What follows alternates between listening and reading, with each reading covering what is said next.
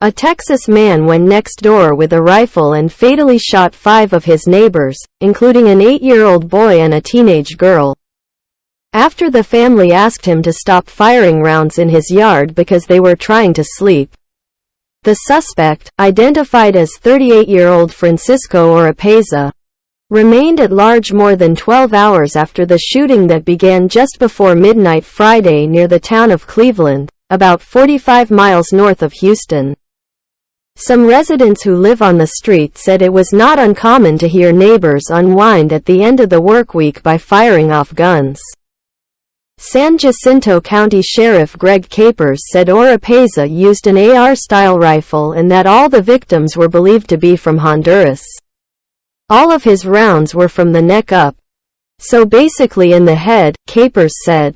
The attack was the latest act of gun violence in what has been a record pace of mass shootings in the U.S. so far this year, some of which have also involved semi-automatic rifles. The mass killings have played out in a variety of places: a Nashville school, a Kentucky bank, a Southern California dance hall, and now a rural Texas neighborhood inside a single-story home.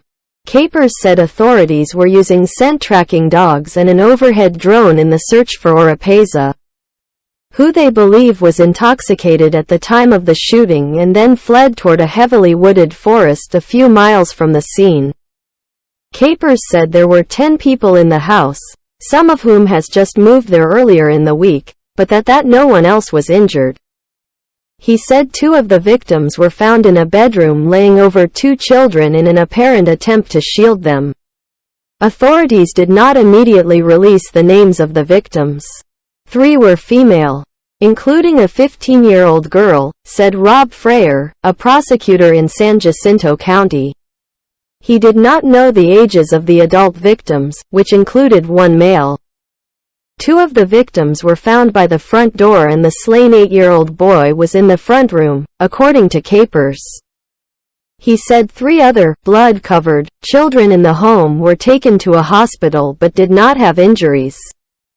The Honduran ladies that were laying over these children were doing it in such an effort as to protect the child, Capers said. The confrontation followed family members walking up to the fence and asking the suspect to stop shooting rounds, Capers said. The suspect responded by telling them that it was his property, according to Capers, and that one person in the house got a video of the suspect walking up to the front door with the rifle.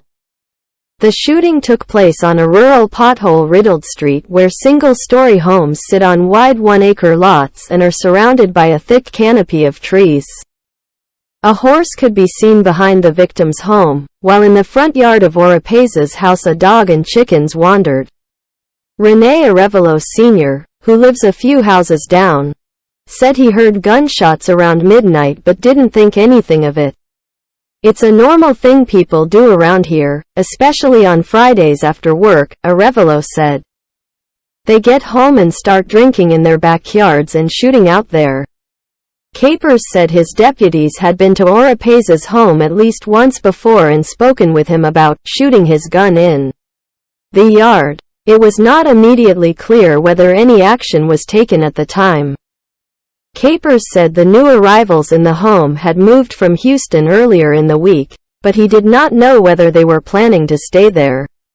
Across the U.S. since January 1, there have been at least 18 shootings that left 4 or more people dead, according to a database maintained by the Associated Press and USA Today, in partnership with Northeastern University.